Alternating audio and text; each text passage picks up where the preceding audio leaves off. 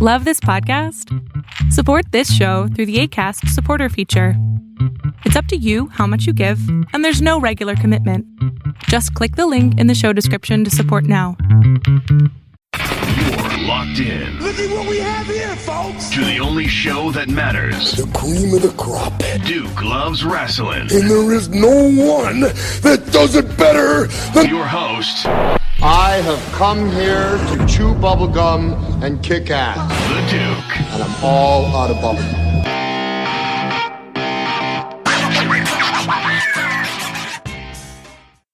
You know what the best part of training is? I think it's like the transformation you can do to your body, man.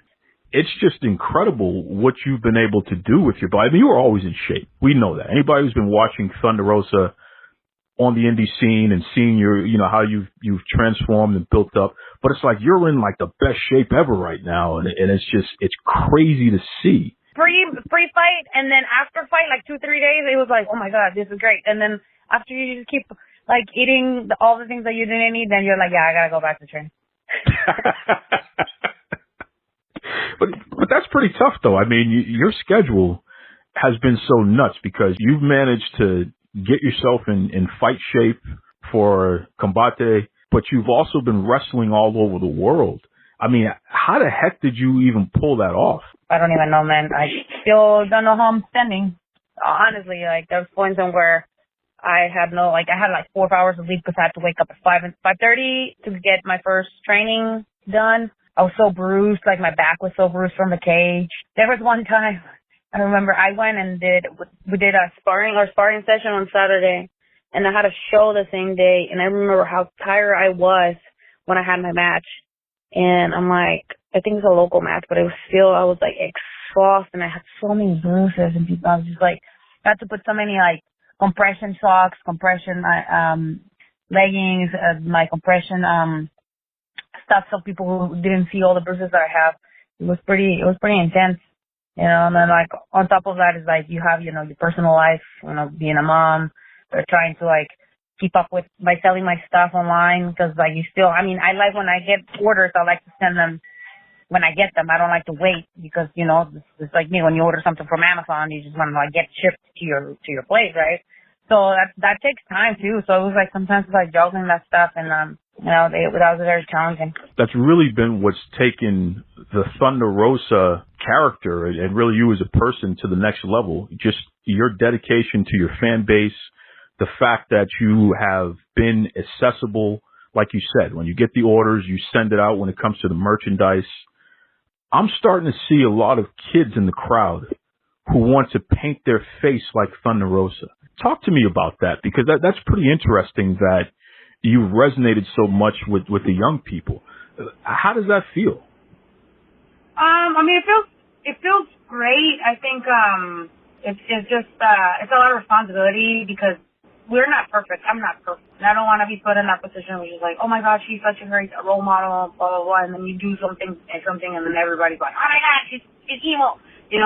That's like the fine line. But just seeing their little faces, and then when they ask me, hey, can you paint my face, or the parents like send me a message, hey, I'm gonna be at the show, we're gonna get there like 2 hours early, is there a way that you can paint my daughter's face or my son's face? And I'm like, yeah, I mean, why not? Especially if I'm like their favorite wrestler or like I'm something special for them. Absolutely. Like that's how I build bonds with some of my fans. That when I first started wrestling, when I first got my first championship, and I still talk to this girl, she comes and like visits me here in Texas, and I go and visit her in California. But we became really good friends. Her family is like now family, and it's like those are the little things that I can do. I mean, I'm not a big star, like a huge star yet, and where I'm like untouchable, but it's like those are the people that helped me along the way, to be who I am, and I just keep paying back that. NWA Power, they just aired this amazing mini documentary on your journey, Thunder Rosa, not only the wrestler, but Thunder Rosa, the MMA fighter. Talk to me about your emotions watching it back, because I mean, you're literally watching yourself, and you were in the middle of it. So you're going 1,000 miles per hour. But when you get a chance to sit at home and actually see it for the first time, almost like a third party watching something, how did that feel? When I first watched it, I was crying. I was like literally crying. I was like, man, like just remembering how I felt in between, and like people don't understand, like, when a lot of the fighters, they have to, like, fly the week before and do all the media stuff, and then on the same time they have to cut weight, and they have to focus on the fight, and it's like it's a bunch of stuff. It was a very busy day, trying to gain all this weight back and like trying to perform, and I didn't want to embarrass myself in the cage, and I remember like when I was walking outside my room, and then when I was like training, I went to like get some pads and stuff like that, and like it's like an avalanche of emotions. Somebody put a GIF, and it reminded me of that. It was like literally like that. It was an avalanche of emotions, and then when you're in the cage, you have to stay focused and just watching it reminded me of everything, because I watched the fight afterwards, just being there and everything, and like I was telling somebody, it was like a rocky feeling, it's like you still lost, but the fans still like on your side no matter what, because they know that I'm taking a route that nobody else is walking this route like the way that I am, being a pro wrestler and an MMA fighter, and you're doing both at the same time. It's not an easy task. I remember like Sexy Star was calling me. He was like, "Are you taking some time off from wrestling?" And this is like 2 months in. And I'm like, "No, dude, like I still have like 3 more weeks." And they're like, one of them is like, I'm out for a whole like 11 days. That's 11 days that I'm not in the cage with my team. It's like, it sucked.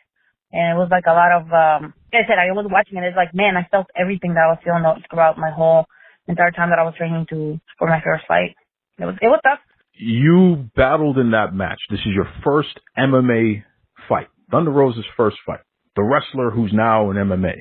And you made it to the end. And your opponent's hand was raised. What I found interesting is that the crowd continued to cheer for you. And they continue to chant your name. They continue to support you and show you in their own way how much you mean to them. How has that affected your perception of what fandom is? And because, from my perspective, that was a prime example of just unconditional love that was shown to you. Do you view fandom differently after that experience? There's a saying that says if you build, it will come, right? And that's what I've been doing the last 6 years. I've been building this trust and relationships with my fans the last 6 years, and no matter where I am, no matter what I do, like they'll continue to support. And yeah, they were really nice, and they're like, "Yeah, you did a great job." And I'm like, in the back of my head, I'm like, "Oh, man, still in the truth." But I mean, I could go ahead and be despiteful and just entertain people on Twitter and just to get the likes, to get the retweets, to get all that. But no, I'm not that way, And like you said, unconditional love. Like I worked in a place where that's the mantra of the place that I worked. It was unconditional love, man. Like we used to get beat up, and then we used to come back, and we still like, show that we care. And that's what I showed to like my fans, that I care. I care for them, not because they're sending me money, not because they're buying my merch. I care for them because they're helping me achieve my dreams. And that's something that a lot of people can't say. Like if it wasn't because of them, I probably would have a full-time job right now and be struggling even more. But because of them, I had been able to support myself and to achieve my dreams and to continue to inspire other people to do, what I want to do, which is, become a professional wrestler, become now a professional MMA fighter. And who knows later on what else am I going to do it. But it's like, I like to give back. And they know when they buy my merch, I don't just sell the stuff and sign it. Everybody gets a different note from me, coming from Melissa Cervantes, from Thunder Rosa now. So I appreciate everything that some of them have done for me for the last 6 years. Well, and let me just say, on behalf of the fan base, we certainly appreciate you. In fact, recently I had Harry Burkett, one of the members of Pro Wrestling Illustrated, here on the Duke Loves Rasslin podcast. And, Harry's a good guy, but every now and then we disagree on something. And something that I definitely disagree with him on was your ranking in this year's Pro Wrestling Illustrated Women's 100. I feel that Thunder Rosa should have definitely been in the top 5, but unfortunately, I believe you were ranked number 97. What do you think about that? The fact that you worked so hard, you traveled all over the world, you've been beating people up all over the place. It's great that you're ranked in the top 100, but 97, is Thunder Rosa a 97 wrestler? I feel like the 97 is kind of like, all right, like people have been asking for her. I'm just going to put her in there. Like the rankings to me don't mean jack crap, honestly. The last 5 years I've been ranked, I was I wasn't the one to watch. Like, I just was, like, cleaning, and I saw that. I was like, oh, man, I wasn't the one to watch. And then the next one, I made it also, like, in the last, it was when there was only 50 women. And now when I saw the ranking, I'm like, bro, like, really? Are you kidding me? Like, you know, I wrestle all year long. All year long, man. But you know what? You know, rankings to me don't mean nothing because I know who I am. I know my talent. I know what I'm capable of. And I don't need a number to tell me how great I am as a performer, as a wrestler, as a person. If somebody needs a ranking just to say like, oh yeah, I'm like one of the best women in the world and I'm only wrestled like 5-6 times a year and I'm still ranked like this, fine, great, good for you. That's not me. I don't need nothing to like tell me who I really am and who I have become and and what I'm representing. So if I'm 97, okay, guys, I bring the magazines. I'm gonna charge you $5 every time I sign that magazine. I'm gonna tell you that straight up. Don't bring that magazine and expect that I'm gonna do it for free, because my work is worth now. And hopefully next year, you know, maybe not. I might be in the 50s. Who knows, man? I'm not expecting anything from the rankings anymore. Well, I let Pro Wrestling Illustrated know in very certain terms that the Thunder Rosa fan base are not going to stand for this, and we're going to let them know for the next year that you absolutely need to be ranked in the top 5 because you're having a period right now that very few wrestlers in history has ever had. Just the fact that, like you said, you wrestle all year long. You're in all these different promotions. You're kicking butt all over the place. You're doing MMA. How many other people can say that they can do what Thunder Rosa is doing and still be able to function as well as you've been able to function? It's just, I don't see it at all. In fact, you got NWA power. Yes. We've seen you come out. You've aligned yourself with Marty Bell. You have Melina, and it's clear that you've set your sights on the NWA World Women's Champion, Allison Kay. What can we expect from Thunder Rosa when she gets her hands on that Allison Kay? Well, you know, it's like, she's like just putting more, you know, wood to the fire. And I'm already fired up. You know, I'm coming from this fight, you know, it scarred me for life. And like literally scarred me for life. I have a scar on my face. And it's just a reminder that I have to fight harder. That things have not come to me as easy as for some people in this business. It's always a fight for me. It's never like, oh yeah, she got it right because she knows the people, or no. It's like, I'm just going to take this as I've taken everything in my life, as a real fight, as something that it's going to mean so much to me when I'm able to do this one-on-one. And yet, right now she's always complaining and moaning that, oh yeah, well, Thunder Rosa is always doing it in a group, you know? Unidos jamás seremos vencidos, that's what it says. United will never be defeated, you know? So it's like, if it takes that I have to have 3 people, well, it's going to take 3 people. It's going to take 2, it's going to take 1. It doesn't matter. That's my goal is on the price. And the price is that NWA Women's Championship, which is one of the most prestigious historical championships in the world of wrestling. And you can read it. You can read it everywhere.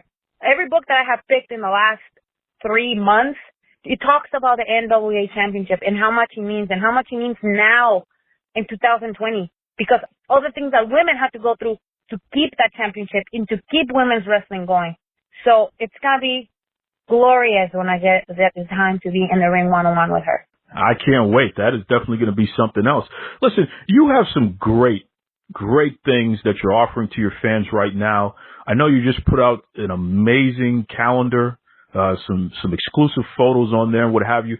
Tell everybody how they can reach out and they can get some of the Thunder Rosa merchandise and continue to support you in that way. Yeah, so they can go on thunderrosa.bigcartel.com, which reminds me, for every purchase that people are doing in December till December 24th, $5 will be donated to the Salvation Army. I am also raising money for the Salvation Army on the Parade of Kettles, and we're raising money for different things that they do throughout the year. I'm a big Salvation Army supporter, and I do a lot of community service with them.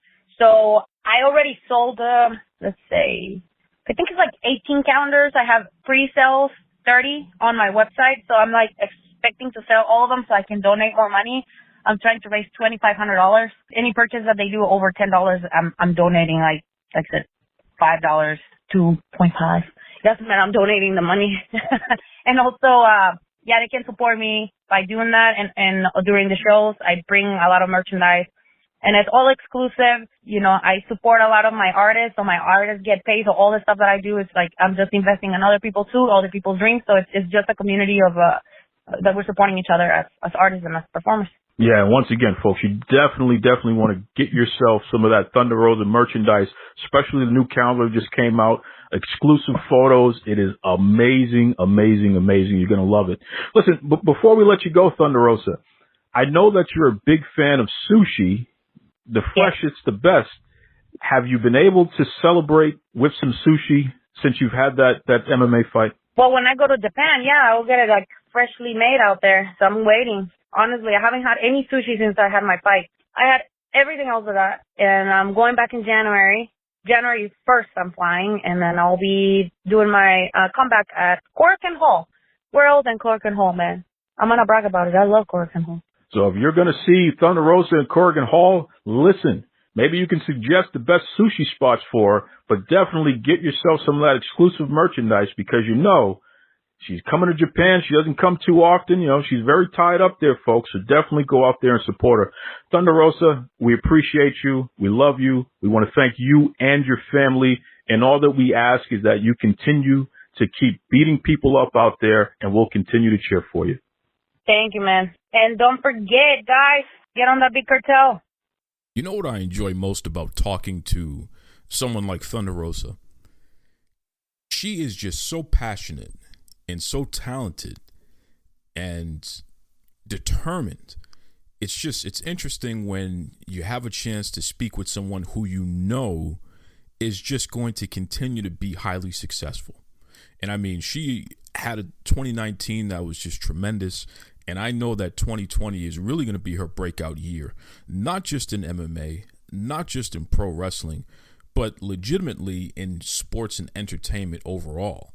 I mean, the sky's the limit for someone like Thunder Rosa. And as long as we continue to support her, because make no mistake about it, folks, you fans who have gone to all the indie shows, who have taken the time to let the entire wrestling world know that you appreciate Thunder Rosa and all that she brings to the table and that you want to see more of her.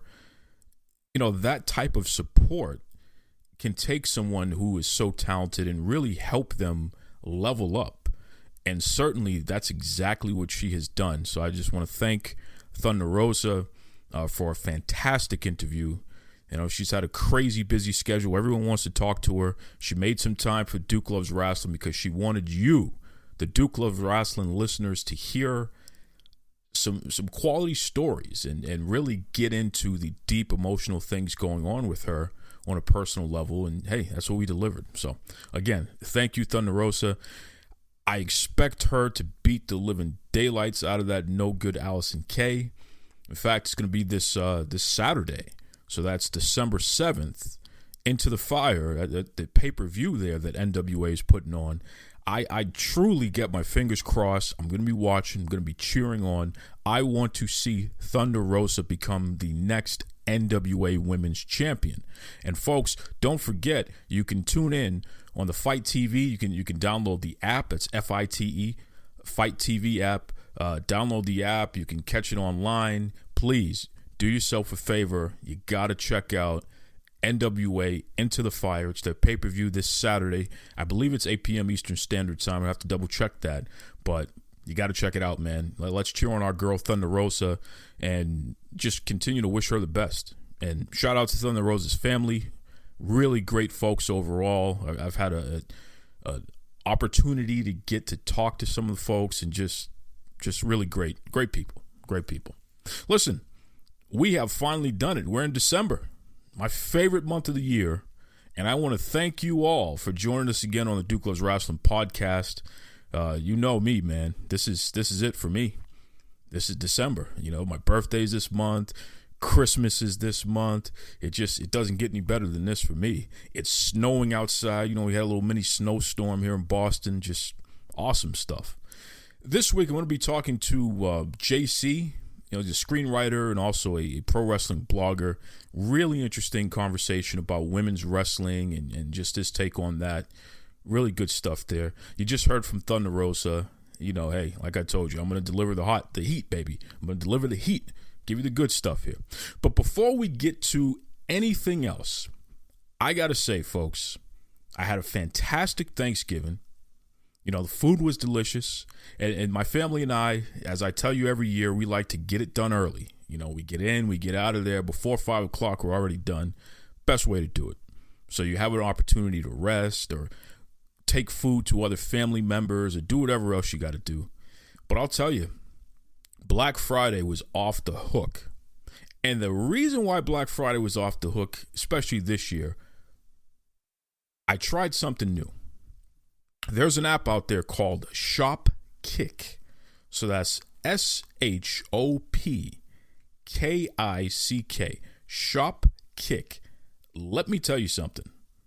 It is just unbelievable. So the idea is you turn on your GPS, and the Shopkick app, it figures out your location, and then it lets you know what stores nearby you can go to. You go to the stores, and some of them, as soon as you show up, they give you what are called kicks, or, you know, points, basically. But you get kicks just for showing up in some of the stores. Most of the stores listed, you go in and you find specific products and you scan them. I guess the idea is they want to make sure that certain products are actually in the stores, you know. But you scan these particular products and you get more kicks for that. Let me tell you something. In 3 days, okay, and this is doing it just here and there, whenever I had some spare time. In 3 days, I had already gotten enough kicks to be able to cash out and get a $25 gift card to Amazon or Walmart or the Hallmark store, or even, you know, they even have PayPal. So it's really amazing, this app. It's pretty fun, especially if you have somebody else to do it with, because you can kind of split up stores and, you know, I'm going to find this and you find that, and then you compare notes and what have you, kind of make things go faster. I'm telling you right now, Shopkick. If you're trying to make a couple extra bucks, if you're out and about anyway, let's say you work at a mall or near a mall, or you're out doing a lot of shopping, even if you're doing online shopping, you can still get yourself some kicks, which is pretty cool. I'm going to let you folks in on a little secret, okay? I'm going to give you what's called my invite code. So first of all, go to your app store, whatever phone you have, whether it's an iPhone or an Android, whatever, go to your app store, download Shopkick. Register, put all your information in, do what you got to do. But here's the best part. When it prompts you to put in a code, I want you to put in this, and this is all capitalized now. GIFT. So that's GIFT 132500. So that's GIFT 132500. Put that in. Automatically, when you go and scan your first kick, you are automatically going to get 250 points, and that's from me to you using my code.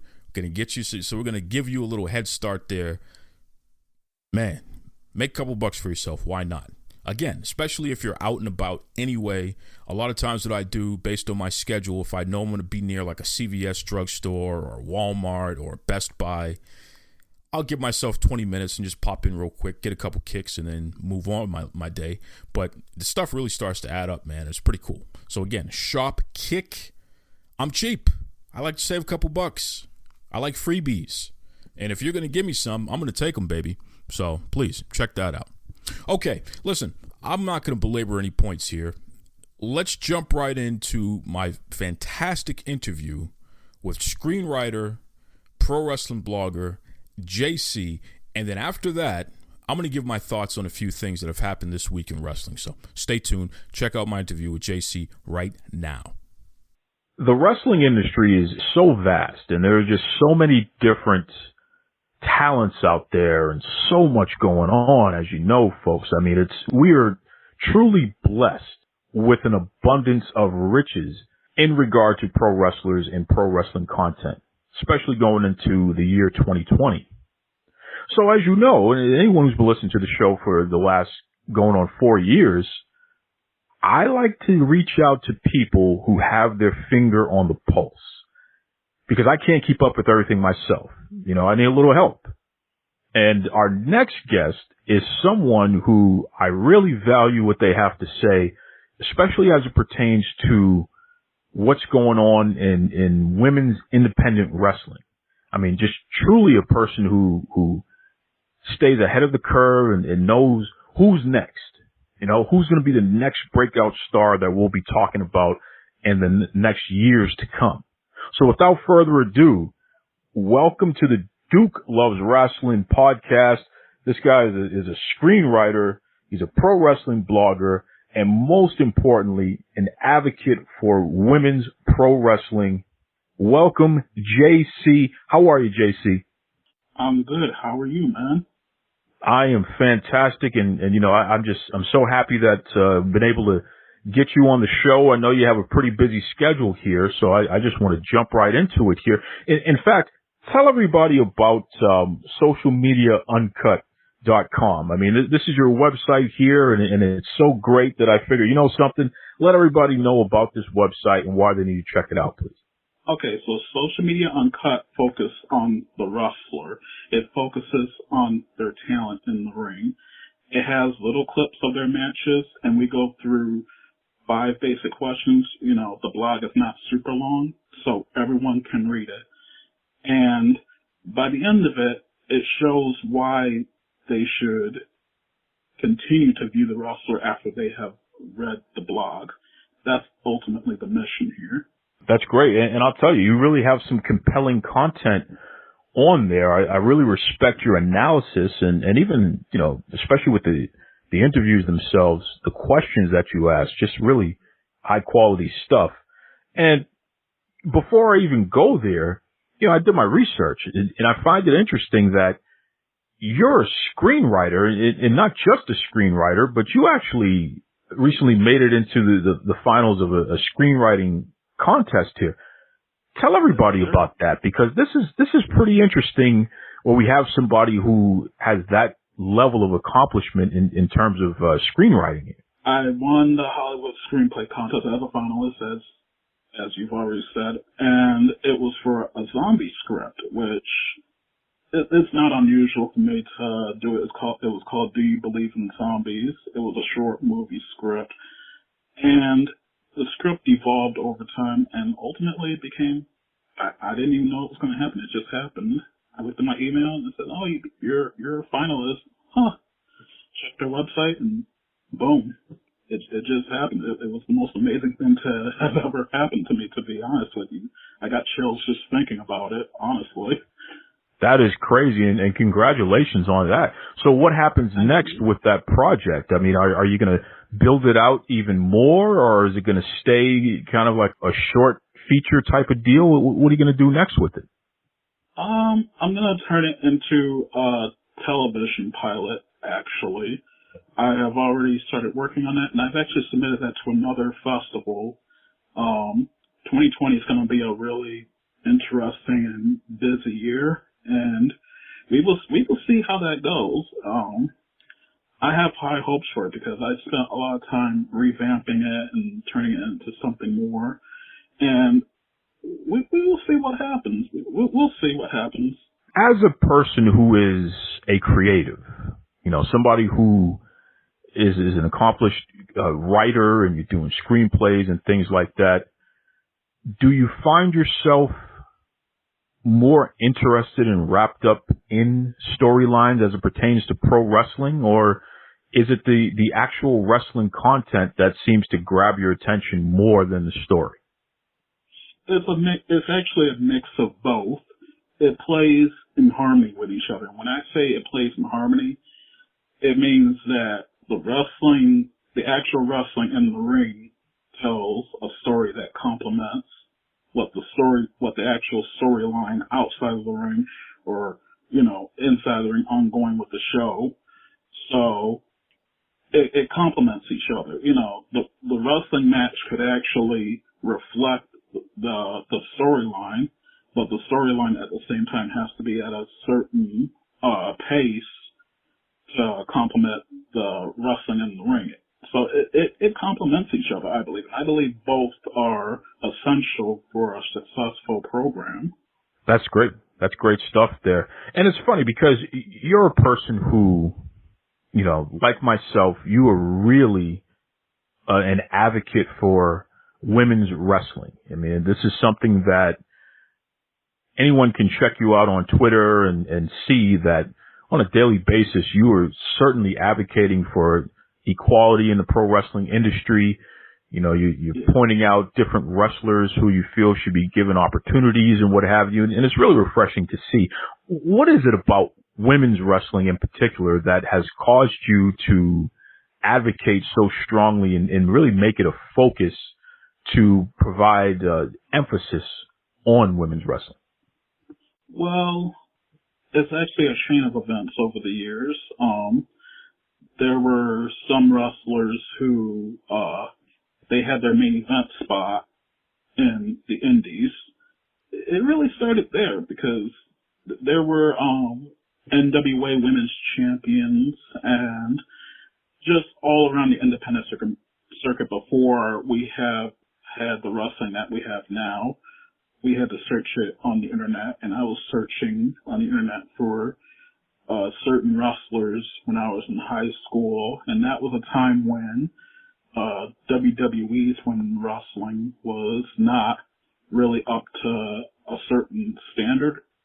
So it kind of caused me to really scope out and search on my own time for it.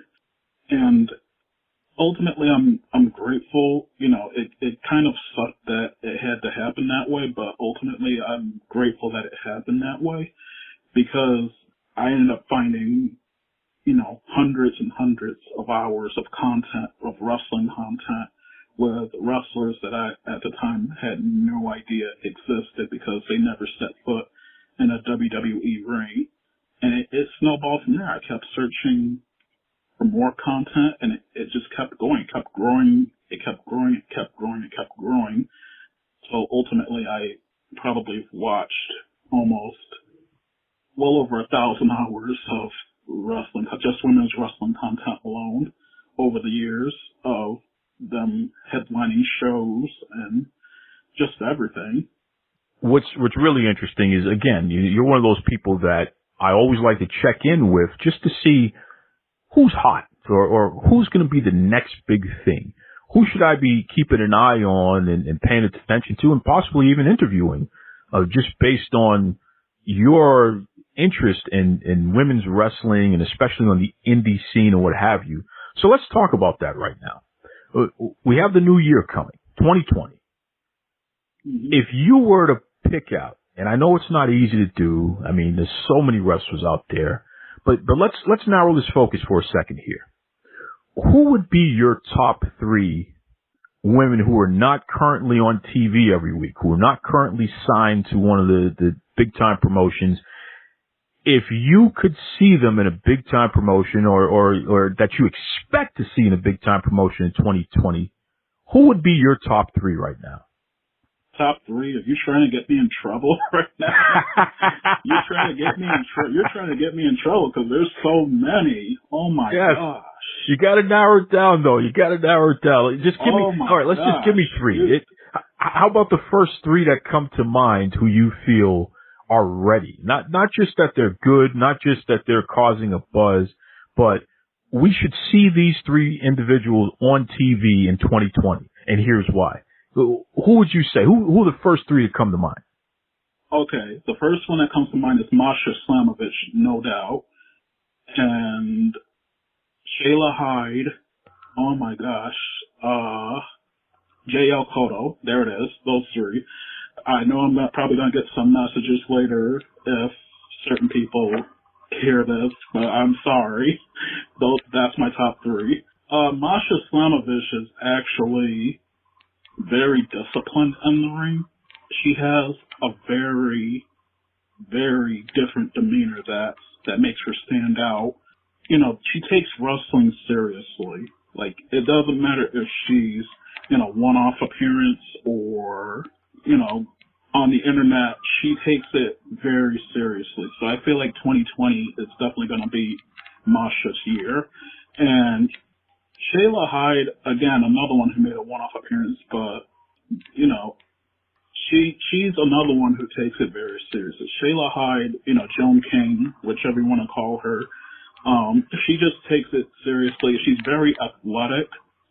She is very innovative in the ring. She has the charisma. She just oozes charisma. Like, it's special. Like, I can't even put into words the feeling I get every time I watch her wrestle in the ring.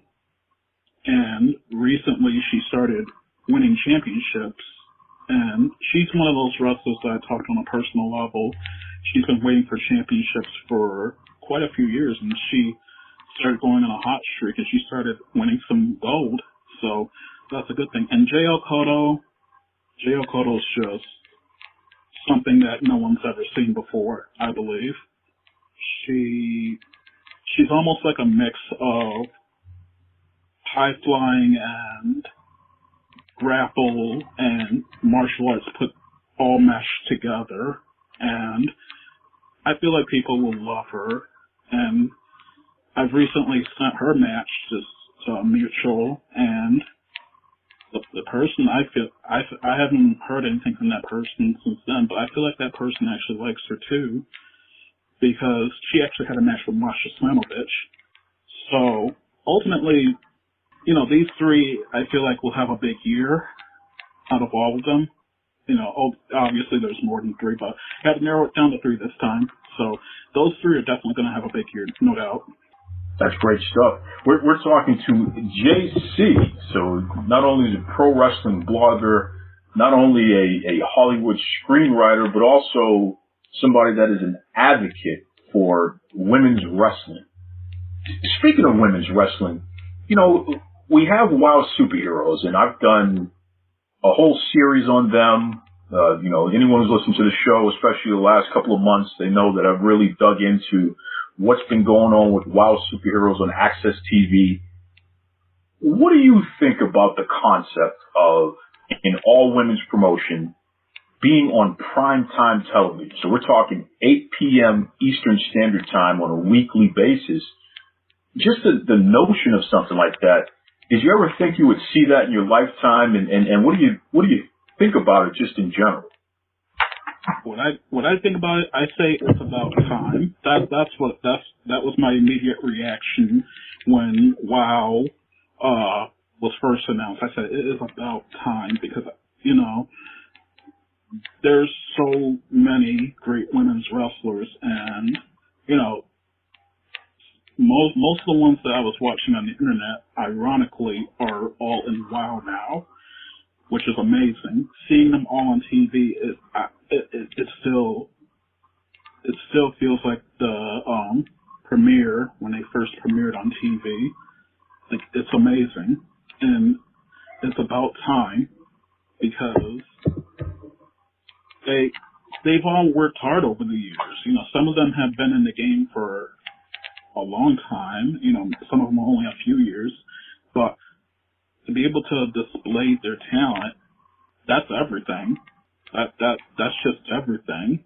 Like, it makes it so much easier for people to, you know, view all of them, as opposed to, you know, waiting on the internet for them to see a match, and now they're able to see them on TV. But that's everything. Well said. Well said. And it's funny because we just had a situation where Impact Wrestling star Jordan Grace and even former WoW Superheroes champion and Impact Wrestling star Tessa Blanchard, they made some comments about a show they were at recently in which the Sandman, a.k.a. Hardcore Hack, he essentially berated ladies who were on the card and complained about women being in the main event on wrestling cards and how that's taking away from the men. This is at least a report coming from the ladies. Jordan Grace and Tessa Blanchard, they claim that's what was said. I haven't seen a statement from Sandman one way or the other yet, so I don't want to necessarily put words in his mouth, but this is what the lady said. If, in fact, that sentiment was shared by the Sandman, and just the sentiment in general. What do you think about that? Because there are a lot of dinosaurs. You got folks like Jim Cornette who are always complaining about, quote, the girls' matches and things of that nature. What's your thought on people with that type of sentiment from a general standpoint? Can I be real with you for a minute? Please do. Okay. Whenever I hear a man saying something like that about a woman who is super over, has been killing it, has been having great matches, has been going out there and people come to see her night after night, it sounds like bitterness in my eyes, because most of these guys that have said it, been confirmed to say it in the past and have been rumored to say it, are guys who have either failed to get over or failed to stay relevant. And now they're making these statements trying to make themselves feel good about their own careers. So that it's ultimately jealousy. That's the way I see it.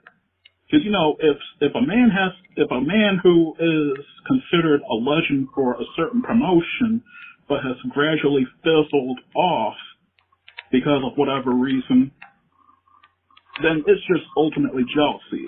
They see, oh wow, this person's putting butts in seats, or oh wow, this person is doing this and I never thought that this would work. It's ultimately jealousy. That's the way I see it. It's jealousy, and it's ridiculous because we have seen women's wrestling come so far, and it seems like the farther they get, the more the guys from, the 80s and the 90s decide, well, that's enough of that. Let's, this isn't real, blah, blah, blah, blah, blah. They're talking their trash, and it's like, sit down, go somewhere and collect your royalty checks from wherever hasn't forgotten about you yet, and sit down and just let fans enjoy it. That's my opinion about that. Wow. And something, I couldn't agree with you more. That is the type of passion, that is the type of raw comment that we need. I think far too many people within the wrestling community, it's as if they're afraid to call out some of these folks, because some of them are legends. But let's be real, some of these folks are legends who have an antiquated view on the wrestling industry, especially when they're complaining about women having multiple matches, women being in the main event, women being treated equally to the men. That type of sexism is just, it's awful, has no place in any society, and pro wrestling is really one of those areas where I personally am making an admission to tamp all of that crap out as much as possible, and I appreciate the fact that you're one of those folks who are helping with that mission. No, it's gotten ridiculous. Like, I could go on about the other guy, but his name is not even worth mentioning, so I'm just going to say, collect your royalty checks, let them wrestle. Sit there, let them wrestle. Don't hate, appreciate. Well said. Well said. Listen, JC, if the listeners out there, if they want to check out all the great stuff that you've been posting online, please plug the website again. Let everyone know how they can reach you on Twitter. Let everybody know how they can get some JC in their life. All right. Well, let's start with socialmediauncut.com. socialmediauncut.com. That's where you're going to see all the latest blogs. I'm going to be focused on wrestler probably by Thursday. There's going to be at least 2 to 3 blogs daily, so that way you will always be in the loop for what happens next. These are great wrestlers. I only deal with the best wrestlers on the website. And follow me on Twitter, so you can always get updates at Writer for Life JC, at WRITER, the number 4, Life, LIFE, JC. and you can always be kept in the loop and also keep up with all the madness. I try to shut out all the gossip as much as possible, but as you can tell, I have a very sharp tongue, so I keep it real. You sure do. You sure do. Listen, JC, we really appreciate you coming on the show, and definitely, please, want to have you back sometime in the future, especially as we continue to see women's wrestling push forward in the wrestling industry and make it into the main event on a consistent basis, not just in the WWE here and there, not just in Impact Wrestling here and there, but all over. That is definitely a mission in 2020. And folk like yourself are helping to make that happen just through your advocacy, and you're really appreciated for that. I want to thank you again, JC. Thank you very much. Thank you very much. Great stuff. Really great stuff there. And JC is so sharp, so passionate about pro wrestling, especially women's wrestling. A great screenwriter in his own right as well. So I'm just really over the moon with JC. Keep up the great work. Just a good person. You know, it's always fun to collaborate with good people because, as they say, iron sharpens iron, right? So the more good people that you surround yourself with, talented people, creative people, you will drive yourself to be the best version of you that you can be, you know? So somebody like JC, who has that social media uncut.com website. You just heard from Thunder Rosa earlier in the show. I mean, these are people who, there's the substance there. There's something there. Something worth checking out. Something worth paying attention to. So I always get inspired when I talk to folks like that. That's for sure. Listen, it's funny. Pro wrestling, folks, again, we're in a golden age. You already know that. I tell you that every week. It's just fantastic stuff. There's always something going on. Wrestling is on every day of the week. Whether it's online, TV, whatever, you can find pro wrestling from all over the world every single day.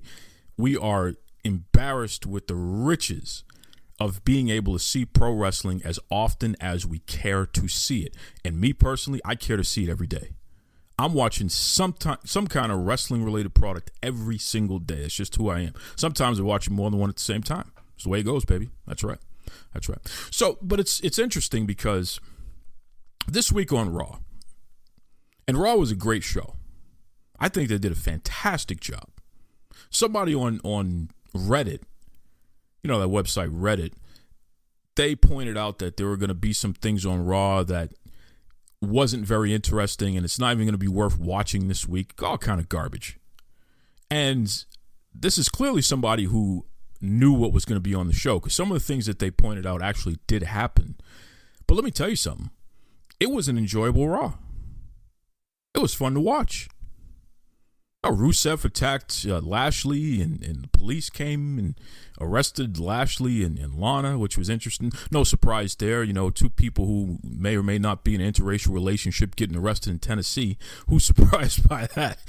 You know, the irony of that was not lost on me, by the way, folks. And I don't even know what Lashley got arrested for. Lana slapped a police officer, so I get that. I don't know why Lashley was getting arrested, except for, you know, being black in Tennessee, I guess. I don't know. But anyway, Raw was an exciting, fun show. You didn't know what was going to happen next. It was interesting. They were using talents that they don't normally use, which was really fun and refreshing to see. I really enjoyed that. The match of the night for me was Charlotte taking on the Kabuki Warriors. Really fun stuff. Kairi Sane is so entertaining. Asuka is so entertaining. Charlotte is so great at what she does, helping other people get over. The whole combination was just fun to see. It was a handicap match, and it was great. But I got to tell you something. I was completely disappointed in the WWE 3-hour Raw show, and they only had one women's match. And it was great, but it was only one in 3 hours. A disgrace. A complete and utter disgrace. And I'm going to tell you something right now. I don't care if you're my good friend Vincent Kennedy McMahon. I don't care if you're Paul Triple H Levesque. I don't care if you're Paul Heyman. You guys did everybody a disservice this week when you just put out that garbage by not having more than one women's match on the card. Did not make sense. It was embarrassing. And from what I understand, Becky Lynch wrestled in a dark match afterwards. So that made it even more embarrassing. I'm just so sick and tired of that. And listen, Raw was an entertaining show, but there was some stuff on there. We didn't need to see No Way Jose and getting squashed all over again. It just didn't make any sense. You could have found a way to fit a women's match in there. I didn't need to hear Seth Rollins running his mouth for the millionth time. You could have fit another women's match in there. It's not as if 2 women's matches is a big deal on a 3-hour broadcast, by the way. You really should be having more than that. But if you can't at least give me a couple, then we got a problem. Now, mind you, NXT, they got it right. I got no beef with that. And which brings me to my bigger point.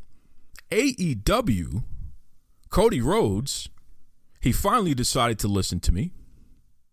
They had 2 women's matches, in addition to multiple women's storylines going on at the same time. And that stuff was good stuff. It was great. No complaints. Nyla Rose was in there. It was great. Good stuff. She did her match. Fun stuff, man. Just fun stuff. The rest of the show was kind of, I don't know. But overall, the fact that they finally, for the first time, they're like 8, 9 months in, and for the first time, they had multiple women's matches on their TV show. And the TV show hasn't been around for 9 months. Don't get me wrong. You get my point, though. TV show's been around since, October? And they've never had multiple women's matches. Disgrace. But they finally decided to do it. And Cody promised me a couple weeks ago that he was going to start fixing things. And sure enough, it looks like they're moving in a direction that makes sense. So I'm going to give Cody Rhodes kudos for that. And I'm gonna try not to mess up this good feeling that I have, because next week they talked about Jungle Boy having a title match against Jericho, the champion. Jungle Boy's never even won a match before. So I guess the win-loss record thing, I guess it doesn't matter the way that they said that it was going to matter, but I'm not going to talk about it. I'll wait until next week to talk about that. I don't want to mess up this good feeling. Brandy Rhodes is walking around acting like a lunatic, which I love. I think that's just good stuff. That's just good stuff. She has Awesome Kong with her. They're cutting women's hair off, and they're doing weird stuff. Fine. I want to know where this is going. Allie, she's got this Butcher and Blade and Bunny thing. I don't know what the hell that's all about, but fine. I'll watch just to see what's going on with that. Cheetah, she lost. She was the number 1 contender, and she lost a match. That's interesting to me. I don't know why you would do that, but that's interesting. Fine. Let's see where that goes. Nyla Rose got suspended because she attacked everybody after her match. I want to see where that goes. I don't know where Rio is, but bring her. Come on, let's go. All right? Big Swole, she signed a contract with AEW. I want to see her on Dynamite. Listen, these are things that are positive things. Finally, AEW has decided that maybe women are worthy. Maybe they should deliver the thing that they claimed that they were going to be delivering from day one. Respecting women's wrestling. And again, two matches on a 2-hour program is really not that great, but it's better than what the hell they've been doing, so I'm going to call it progress. Fine. Good job, Cody. Keep it up. I'm telling you right now, folks, the pressure will not stop on these wrestling companies. You are going to respect women's wrestling. You're going to deliver women's wrestling content. You're going to respect these amazing athletes. It's 2019 going into 2020. The sexist garbage that the wrestling industry has been putting on for far too long, this male-dominated garbage needs to stop. There are plenty of women athletes out there. There's no reason not to feature them.